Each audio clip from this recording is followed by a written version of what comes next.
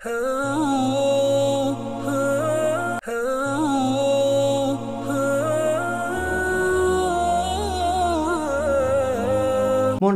மஸ்ஜிதுல் அக்ஸா. அந்த மஸ்ஜிதுல் அக்ஸாவுடைய குத்துபாவை ஷேக் சரந்த ஹபிதுல்லாஹ் இருந்தார்கள். அந்த குத்துபாவுடைய தலைப்பு மஸ்ஜிதுல் அக்ஸாவுடைய தனிச்சிறப்பும் தனித்துவமும் என்ற கருத்திலே ஹம்து ஸலவாத் தக்வாவுடைய வசதிக்கு பின்னால் பொதுவாக கியாமத் நாள் வரைக்கும் மஸ்ஜிதுல் அக்ஸா அது அல்லாஹ்வுடைய புனித பூமியாக மஸ்ஜிதாக நிலைத்திருக்கும்.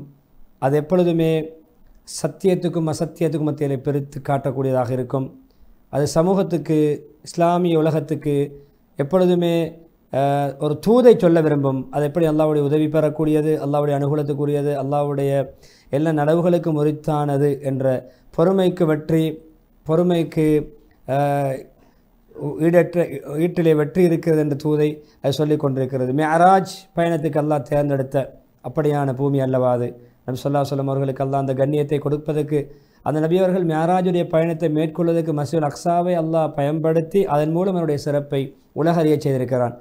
எனவே நபி ஸல்லல்லாஹு அலைஹி வஸல்லம் அவர்கள் அந்த இடத்திலே நபிமார்களுக்கு தொழுவித்ததும், அந்த புனித பூமியில் நபிமார்களுக்கு இமாமத் செய்ததும், மஸ்ஜிதுல் அக்ஸாவுடைய அந்த சூழலிலே மலக்குமார்கள், அல்லாஹ்வுடைய நெருக்கமான மலக்குமார்கள் அதை பாதுகாப்பதும் சூழ்ந்திருப்பதும் அதற்குள்ள ஒரு தனிச்சிறப்பு. எனவே எப்பொழுதுமே அது கெடுதிகள் நாடப்படும் பொழுதோ, அதற்கு தீங்குகள் நாடப்படும் பொழுதோ அதற்கு எதிராக அல்லாஹ் நடவடிக்கை எடுப்பது, அதை பாதுகாப்பது. அதே நேரம் உலமாக்கள், இறைநேசர்கள், நல்லடியார்களை கொண்டு அந்த மஸ்ஜிதுல் அக்ஸா நிறைந்திருப்பது, அவர்கள் எல்லோரும் அதை நோக்கி படையெடுப்பது. அதே போன்று எப்பொழுதுமே அநியாயக்காரர்களுக்கு அது முடிவு கட்டுவது, அநியாயக்காரரை அழித்து நாசமாக்குவது என்பதெல்லாம் அதற்கென்றுள்ள ஒரு தனித்துவமாக இருக்கிறது. மஸ்ஜிதுல் அக்ஸாவை வெற்றி கொண்டவர்கள் சஹாபாக்கள், முன்னோர்கள், அவர்கள் அதற்காக செய்த பிரயத்தனங்கள், அதற்காக செய்த அவர்களுடைய தியாகங்கள் எல்லாம் மஸ்ஜிதுல் அக்ஸாவுடைய சிறப்பம்சத்தை நமக்கு பறைசாட்டுகிறது.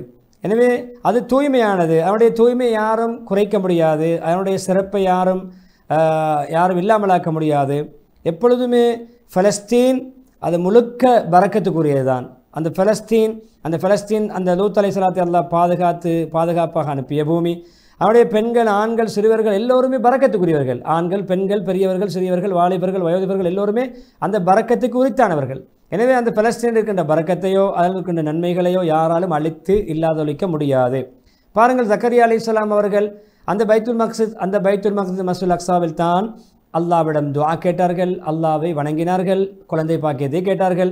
மெஹராபுக்குள்ளே வணங்கி கொண்டிருக்கின்ற பொழுது, இபாதத்தில் இருக்கின்ற பொழுது, அதே போன்று அந்த மஸ்ஜிதுல் அக்ஸாவிலே வணக்கம் புரிந்து கொண்டிருக்கின்ற பொழுதுதான் அவர்களுக்கு யஹ்யா அலைஹிஸ்ஸலாம் என்று அல்லாஹ் பெயர் வைத்து ஒரு குழந்தை, நீண்ட காலத்துக்கு பின்னால் குழந்தைக்காக ஏங்கி கொண்டிருந்த ஜக்கரியா அலைஹிஸ்ஸலாத்துக்கு கூட மஸ்ஜிதுல் அக்ஸாவுக்குள் வைத்து தான் நன்மாராயன் சொன்னான், யஹ்யா என்ற ஒரு குழந்தையை தரப்போகிறோம்.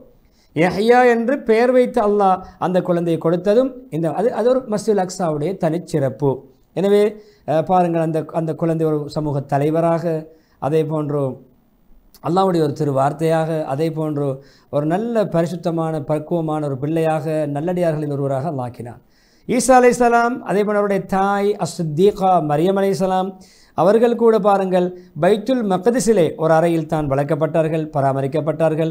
எனவே அந்த ஈசா அலைஹிஸ்ஸலாம், அவருடைய தாய் மரியம் அலைஹிஸ்ஸலாத்துடைய அந்த குடும்பம், அதே போன்று அவருடைய பெற்றோர்கள் எல்லாரையும் அல்லாஹ் மஸ்ஜிதுல் அக்ஸாவுடைய அந்த சுற்றுச்சூழலை வைத்து தான் பராமரித்தான், வளர்த்தான், ஆளாக்கினான், கண்ணியப்படுத்தினான்.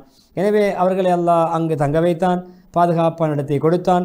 எனவே இதெல்லாம் அல்லாஹ்வுடைய அத்தாட்சிகளை சேர்ந்தது. இது மஸ்ஜிதுல் அக்ஸாவுக்கு சிறப்பு சேர்க்கக்கூடிய, தனிச்சிறப்பை உண்டு பண்ணக்கூடிய ஒரு விடயம். அல்லாஹ்வுடைய உலக அதிசயங்களில் ஒன்றாக இந்த மஸ்ஜிதுல் அக்ஸாவிலே அல்லாஹ் பல அத்தாட்சிகளை வைத்திருக்கிறான், அதிசயங்களை எல்லாம் நிகழ்த்தியிருக்கிறான். எப்பொழுதுமே இந்த சிறப்பம்சமும் தனித்துவமும் இந்த மஸ்ஜிதுல் அக்ஸாவுக்கு எப்பொழுதும் இருந்து கொண்டே இருக்கும். ரசூல்மார்கள் கூட எல்லா ரசூல்மார்களுடைய முக்கியமான ரசூல்மார்களுடைய எல்லா நிகழ்வுகளும், வரலாற்று பின்னணிகளும் மஸ்ஜிதுல் அக்ஸாவோடு, பலஸ்தீனோடு, பைத்துல் மக்திஸோடு சம்பந்தப்படுகிறது. பாருங்கள், மூசா அலைஹிஸ்ஸலாம் கூட இந்த புனித பூமிக்கு பக்கத்திலே தன்னை நெருக்கமாக்குமாறு, புனித பூமிக்கு பக்கத்தில் தன்னை குடியமர்த்துமாறு அல்லாஹ்விடம் கேட்டார்கள். அந்த புனித பூமியை குறிப்பிட்டு கேட்டிருக்கிறார்கள். முஹம்மது ஸல்லல்லாஹு அலைஹி வஸல்லம் அவர்கள் சொன்னார்களே, அந்த மூசா அலைஹிஸ்ஸலாம் அவருடைய கபரும் அந்த பூமியில் தான் அமைந்திருக்கிறது. அந்த கசீபுல் அஹ்மர்னு சொல்லக்கூடிய மூசா சொன்னார்கள், நான் அந்த பூமியில் இருந்திருந்தால் மூசா அலைஹிஸ்ஸலாமுடைய கபரை நான் காட்டுவேன். அந்த அளவுக்கு நபி அவர்கள் உறுதியாக சொன்னார்கள். எனவே கண்ணியமானவர்களே, அந்த மூசா அலைஹிஸ்ஸலாத்துடைய வரலாற்று பின்னணி, அவருடைய அடக்கஸ்தலம் கூட இந்த புனித பூமியை அண்மித்ததாக, புனித பூமிக்கு உட்பட்டதாக அமைந்திருப்பதும் இந்த மஸ்ஜிதுல் அக்ஸாவுக்கு கிடைக்கின்ற தனிச்சிறப்பை சார்ந்தது. எனவே பல நபிமார்கள் கண்ணியமான அவருடைய உடல்கள் அடக்கப்பட்டிருக்கின்றன. எனவே இஸ்லாமிய சமூகத்தின் ஒரு அந்த அனந்தர சொத்து தான், உலக முஸ்லீம்களுடைய அனந்தர சொத்து தான் இந்த மஸ்ஜிதுல் அக்ஸா. சொன்னார்களே மன்னர் அப்துல் ஹமீத் ரஹிமஹுல்லா சொன்னார்கள், ஒரு என்ன அவருடைய பொன்னெழுத்துக்களை பொறிக்கப்படக்கூடிய உறுதியான ஒரு வாசகம்தான், பலஸ்தீன் பூமி முழுக்க முஸ்லீம்களுக்கு மாத்திரம் சொந்தமானது. அதில் ஒரு சாணளவு கூட விட்டு கொடுக்க மாட்டேன், ஒரு சாணளவு கூட யாருக்கும் விட்டு கொடுக்க மாட்டேன். அது இஸ்லாமிய சமூகத்துடைய ஒரு சொத்தாக, ஒரு புனித ஸ்தலமாக, உரிமையாக கியாமத்து நாள் வரைக்கும் இருக்க வேண்டும் என்று ஒரு பிரகடனம் செய்தார்கள். ஒரு சாணை கூட, ஒரு பேச்சல்ல, ஒரு ஏக்கர் அல்ல, ஒரு மீட்டர் அல்ல, ஒரு யார்டு அல்ல, ஒரு சாணை கூட யாருக்கும் எவனுக்கும் முஸ்லீம் அல்லாதவனுக்கு விட்டு கொடுக்க மாட்டேன் என்று சொன்னார்கள். எனவே அது இன்று வரைக்கும் பாதுகாக்கப்பட்டு வருகிறது, பாதுகாக்கப்பட வேண்டும் என்பதை கத்தீப் அவர்கள் ஊண்டி சொல்லிவிட்டு, எப்பொழுதுமே பாருங்கள் கண்ணியம், சிறப்பு, உறுதித்தன்மை முன்னைய காலம் தொட்டு எப்பொழுதுமே மூதாதையர்கள், நம்முடைய பாட்டன்கள் எல்லோரும் இதை பேணி வந்திருக்கிறார்கள், அந்த கண்ணியத்தை பாதுகாத்து வந்திருக்கிறார்கள்.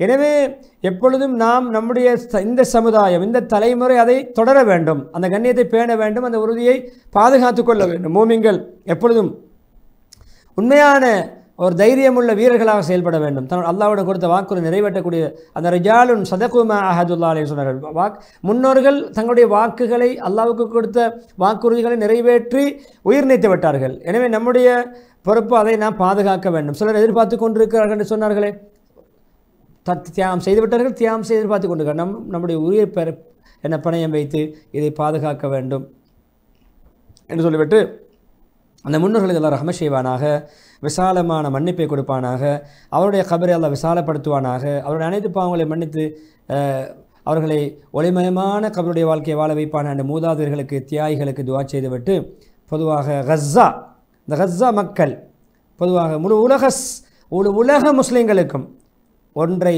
வரைந்து காட்டிருக்கிறார்கள், ஒரு தீமை வைத்திருக்கிறார்கள். அதுதான் பொறுமை, விடாப்பிடியாக போராடுவது, ஸ்திரமாக இருப்பது, சவால்களுக்கு தைரியமாக முகம் கொடுத்து அதிலே வெற்றி பெறுவது. இந்த சியோனிசவாதிகளுக்கு எதிராக, இந்த எதிரிகளுக்கு எதிராக, இவர்களுடைய ஆக்கிரமிப்பு அராஜகத்துக்கு எதிராக அவர்கள் போராடி வென்றிருக்கிறார்கள். இந்த கஸ்ஸா மக்கள், காசான்னு சொல்கிறோமே, அந்த கஸ்ஸா மக்கள் முழு உலகத்துக்கும் ஒரு வசனத்தை எழுதி அவர்கள் வரைந்து காட்டிருக்கிறார்கள். விடாப்படியாக பொறுமையோடு மனதைரியத்தோடு போராடுகின்ற பொழுது எதிரிகளை தாக்கு பிடித்து அவருடைய சவால்களை, கெடுபிடிகளை முறியடிக்கலாம் என்ற ஒரு பாடத்தை உலகத்துக்கும் போட்டிருக்கிறார்கள். எனவே அவர்களை நாங்கள் வாழ்த்துகிறோம், பாராட்டுகிறோம் என்று அவர்களை மெச்சி கூறிவிட்டு, பாருங்கள், ஃபிரௌன் அநியாயம் செய்தான், அநியாயத்துக்கு முடிவு என்ன நடந்து தெரியும், அழிந்தான், நாசமாகினான்.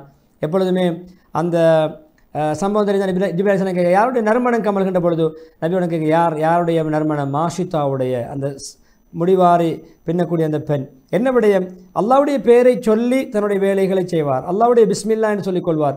ஃபிரௌன் கேட்டால், என்னல்லாத வேறு இறைவன் இருக்கிறானா? நான் தானே இறைவன், தெய்வீகவாதாட்டம் என்ற ஃபிரௌன் கேட்டான். இல்லை, உன்னல்லாத, நீ அல்ல இறைவன், நீ ஒரு அல்லாஹ்வுடைய படைப்பு, உன்னுடைய ரப்பு அல்லாஹ் என்றார்கள் அந்த பெண்மணி.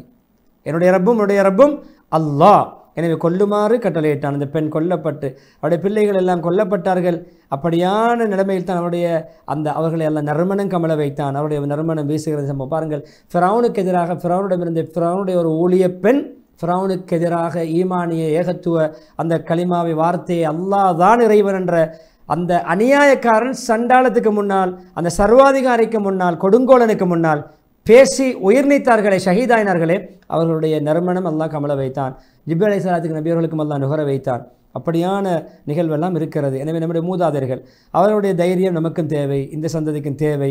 எனவே எப்பொழுதுமே அந்த குழந்தையெல்லாம் பேச வைத்தான். அந்த தாய் பின்வாங்குகின்ற பொழுது கொஞ்சம் மனம் தளர்ந்து, கொஞ்சம் பயப்படுகின்ற குழந்தைகள், சின்ன குழந்தைகள் எல்லாம் மடியில் பேச வைத்தான். அந்த பிள்ளை சொன்னது, துனியாவுடைய தண்டனை, இந்த ஃபிரௌனுடைய அநியாயம், ஃபிரௌன் செய்கின்ற சித்திரவதை எல்லாம் சாதாரணமானது தாயே, மறுமையோடு ஒப்பிடும் பொழுது, மறுமையோடு தண்டனையோடு ஒப்பிடும் பொழுது சாதாரணமானது என்று குழந்தையை பேச வைத்து அல்லாஹ் தைரியமூட்டி அந்த ஈமானிய வார்த்தையை மொழிய வைத்து அவர்கள் ஷஹீதாகினார்கள். எனவே அந்த பெண்ணுடைய நறுமணத்தை நுகர வைத்தான் அல்லாஹ். ஜிப்ரீல் அலைஹிஸ்ஸலாம் நபி அவர்களுக்கு கூட அதை புரிந்து கொள்கின்ற அளவுக்கு அந்தஸ்து உயர்த்தினான் என்று சொல்லிவிட்டு, பொதுவாக எல்லா விடயங்களும் சீராக சிறப்பாக நடைபெற்று கொண்டிருக்கின்ற அதே கட்டத்தில் ஒரு சாரை ஞாபகப்படுத்த வேண்டும். நம்முடைய சிறை கைதிகள் அதே போன்று அவர்கள் சிறைந்து விடுவிக்கப்பட வேண்டும். அவர்கள் கூடிய சீக்கிரம் சுதந்திரம் பெற வேண்டும் என்று சொல்லிவிட்டு அந்த பொறுமை தான் அவர்களுக்கு இந்த அளவு போராட வைத்தது. நீண்ட நாட்களுக்கு பின்னால் சிறை விடுவிக்கப்பட்டு நம்மிடம் வந்திருக்கிறார்கள். அவர்கள் நாங்கள் வரவேற்கிறோம், மகிழ்ச்சியாக வரவேற்கிறோம். நீண்ட நாள் சிறை கைதியில் இருந்து நம்மிடத்தில் விடுதலை பெற்று வந்திருக்கிறார்கள். அவர்களை நாங்கள் மிக பூரிப்போடு வரவேற்கிறோம் என்று சொல்லிவிட்டு நிச்சயம் அல்லாஹ்வுடைய பூமி விசாலமானது. ரசூல் ஸல்லல்லாஹு அலைஹி வஸல்லம் அவர்கள் கூட மஸ்ஜிதுகளுக்கு சில முளைக்குச்சிகள் இருக்கிறார்கள். மஸ்ஜிதுடைய தூண்கள் போன்று மஸ்ஜிதிலே இருப்பார்கள், மஸ்ஜிதிலே காலங்கழிப்பார்கள். அவர்கள் இல்லாமல் மலக்குமார்களோடு சேர்ந்து அமர்வார்கள். மலக்குமாருடைய சபையில் இருக்கக்கூடியவர்கள் அவர்கள் எங்காவது சொந்த வேலைகளுக்கு போனாலும் மலக்குமார்கள் கேட்பார்கள், அவர்கள் எங்கே என்று. அந்த அளவுக்கு மஸ்ஜிதோடு காலங்கழிக்கக்கூடியவர்கள், மஸ்ஜிதுக்கு தன்னை அர்ப்பணித்தவர்கள், போராளிகள் என்றெல்லாம் அல்லாஹ்வுடைய மஸ்ஜிதை பாதுகாக்க தன்னுடைய முழுமூச்சாக ஈடுபடக்கூடிய மக்களுடைய சிறப்பை சொல்லி அந்த மலக்குமார்கள் தேடுகின்ற அளவுக்கு கண்ணியமானவர்கள். எனவே இந்த பூமியை நீங்கள் பாதுகாப்பதற்கு உங்களை முழுமூச்சாக ஈடுபடுத்த வேண்டும். மஸ்ஜிதை பாதுகாக்க உங்களை அர்ப்பணிக்க வேண்டும். நீங்கள் நோயாளியாயினால் மலக்குமார்கள் உங்களை நோய் விசாரிக்க அவர்கள் ஹதீஸில் வந்திருக்கிறது. மஸ்ஜிதோடு இருக்கக்கூடியவர்கள், மஸ்ஜிதே சொல்ல இருக்கக்கூடியவர்கள் நோயாளியாகினால் கண்ணுக்கு விளங்காவிட்டால் ஈமான் கொள்ள வேண்டும். மலக்குமார்கள் அந்த நோயாளிகளை நோய் விசாரிக்க, சுகம் விசாரிக்க வருகிறார்கள். எனவே ஷைத்தானுக்கு வழி வைக்க வேண்டாம், வேற்றுமை வேண்டாம், சண்டை சச்சரவு வேண்டாம், ஒற்றுமையாக இருங்கள். குர்ஆனுடைய வாழ்க்கையை ஒற்றுமையை கடைபிடியுங்கள், பிரிந்துவிட வேண்டாம். எனவே மஸ்ஜிதுல் அக்ஸாவை பாதுகாக்க ஒன்றுபடுவோம், ஒற்றுமைப்படுவோம், பிரிவினைவாதங்களை இல்லாதொழிப்போம், நம்மை பிரிப்பதற்கு சதி செய்யக்கூடிய சதிகளை முறியடிப்போம். முழு உலகம் உங்களை பார்த்து கொண்டிருக்கின்றன, முழு உலக மக்கள் உங்களை நோக்கி கொண்டிருக்கிறார்கள். எத்தனையோ ஊடுருவர்கள், எத்தனையோ சதித்திட்டங்கள் நடந்து கொண்டு தான் இருக்கின்றன. உங்களை சீரழிக்க வேண்டும், சின்னாபின்னமாக்க வேண்டும், உங்களுக்குள்ளே மூட்டிவிட வேண்டும் என்று எத்தனையோ குழுக்கள் முயற்சிக்கிறார்கள். எனவே இடம் கொடுக்க வேண்டாம். அப்படியான ஷைத்தானுக்கும் ஷைத்தானுடைய சகாக்களுக்கும் நீங்கள் இடமளிக்க வேண்டாம். உங்களை பாதுகாப்பானாக, உங்களுடைய ஆரோக்கியமாக வாழ வைப்பான, ஆபத்துகளுடைய பாதுகாப்பானாக. எனவே இந்த சியோனிஸ்டுகள், அதேபோல் இந்த அராஜகம் புரியக்கூடியவர்கள், இந்த முஸ்லீம்களை ஆட்டி படைக்கக்கூடியவர்கள், உங்களுக்கு எதிராக செய்கின்ற சதிகளுக்கு எதிராக நீங்கள் எதிர்த்து போராட வேண்டும். எப்பொழுதுமே கஸ்ஸா மக்கள் விடயத்தில் அவர்கள் எடுக்கின்ற பிரயத்தனங்கள் சுக்குநூறாக வேண்டும். கஸ்ஸா மக்களுக்கு அல்லாஹ் உறுதியை தைரியத்தை கொடுக்க வேண்டும். அதன் மூலம் பலஸ்தீனுக்கு அல்லாஹ் பெருமை சேர்க்க வேண்டும் என்று சொல்லி துஆ செய்து, எப்பொழுதுமே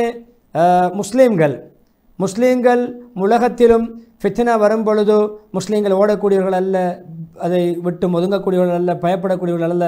ஷாம் தேசத்து மக்களுக்கு மனைவிமார்கள், பிச்சரங்கள் எல்லோருமே, பொதுவாக எல்லா மக்களுமே பின்வரும் ஹதீஸில் வந்தது போன்று எதிர்ப்பை முகம் கொடுக்கக்கூடியவர்கள், சவால்களுக்கு முகம் கொடுக்கக்கூடியவர்கள், எப்பொழுதும் சோதனைகள் வரும்பொழுது விரண்டு ஓடக்கூடியவர்கள் அல்ல, தைரியமாக போராடக்கூடியவர்கள் என்று சொல்லப்பட்டிருக்கிற ஹதீஸிலே.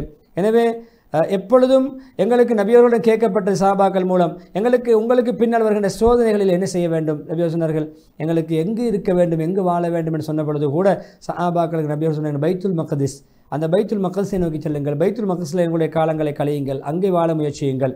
எனவே எப்பொழுதும் அல்லாஹ் சுப்ஹானஹு வ தஆலா அந்த பைத்துல் மக்திஸ் மக்களுக்கு உங்களுடைய காலை மாலை அல்லாஹ் ரிஸ்க் அளித்து கொண்டே இருப்பான், வாழ்வாதாரம் கொடுத்து கொண்டே இருப்பான், அது உங்களுக்கும் கிடைக்கும், அந்த பாக்கியங்கள் கிடைக்கும் என்று சொல்லி முதலாவது ஹுத்துபாவை துஆ இஸ்திக்ஃபாரோடு முடித்துவிட்டு, இரண்டாவது ஹுத்துபாவை ஹம்து ஸலவாத் தக்வாவுடைய வசதிக்கு பின்னால் எத்தனையோ பெரும் படைகளை, பெரும் வீரர்களை தோற்கடித்த அல்லாஹ்வுக்கு எல்லா புகழும், சத்தியத்தை வெல்ல வைத்த அசத்தியத்தை தோற்கடித்த அல்லாஹ்வுக்கு எல்லா புகழும், காபிருடைய சதியை முறியடித்த அல்லாஹ்வுக்கு எல்லா புகழும் என்று ஹம்து ஸலவாத்தில் அல்லாஹ்வை புகழ்ந்து இரண்டாவது ஹுத்துபாவை சுருக்கமாக பொதுவாக பாருங்கள். எப்பொழுதுமே இன்று ஒரு விடயத்தை நாங்கள் கண்கூடாக காண்கிறோம். கடந்த காலம் நிகழ்கால வரலாறுகளை வைத்து பார்க்கின்ற பொழுது முஸ்லீம்கள் உலக இஸ்லாமிய உலகத்துக்கும் ஒரு விடயத்தை நாங்கள் ஊர்ஜிதமாக ஒரு தகவலாக முன்வைக்க முடியும், எங்களுடைய ஒரு செய்தியாக சொல்ல முடியும். எப்பொழுதுமே முஸ்லீம்கள் ஏகமனதாக ஒன்றுபட்டிருக்கிறோம். மஸ்ஜிதுல் அக்ஸா புனிதமானது, தனிச்சிறப்புள்ளது, அதனுடைய மகத்துவம், அதனுடைய கண்ணியம், அதனுடைய உரிமை முஸ்லீம்களுக்கு உரியது என்பதிலே நாங்கள் ஊர்ஜிதமாக இருக்கிறோம் என்ற ஒரு பிரகடனத்தை முன்வைக்கிறோம். ரப்பு நாடியதை படைப்பான், நாடியவர்களை அல்லாஹ் தேர்வு செய்வான், சிறந்தவற்றை தேர்வு செய்யும் உரிமை அவனுக்குரியது. எனவே இந்த பூமியை அல்லாஹ் அது முழு உலகத்தாருக்கும் பரக்கத்துள்ள பூமியாக தேர்ந்தெடுத்து விட்டான், முஸ்லீம்களுடைய சொத்து. எனவே உங்களை அல்லாஹ் தேர்ந்தெடுத்திருக்கிறான், அதுக்கு பாதுகாவலர்களாக, அதை பேணி பாதுகாக்கக்கூடியவர்களாக, இந்த புனிதத்துவத்தை பாதுகாக்கக்கூடிய கடமையை உங்களிடம் அல்லாஹ் ஒப்படைத்திருக்கிறான். அது உங்களுக்கு கிடைத்த சிறப்பு.